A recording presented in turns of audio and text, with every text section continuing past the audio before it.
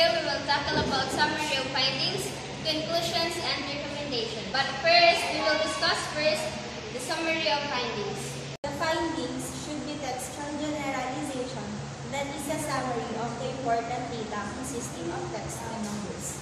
Only the important findings and the highlights of the data should be included in the summary. What is conclusion? When we say conclusion, it unifies your research results, discussion, and elaborates their significance to your research study. We have 5 elements of conclusion. First, state your topic. Second, state your thesis statement. Third, briefly summarize your main points. Fourth, add your points up. And lastly, make a call to action when appropriate. What is recommendation? Recommendation is the steps offered to solve or improve the negative findings of the study. Summary of findings, conclusions, and recommendations are connected from one another.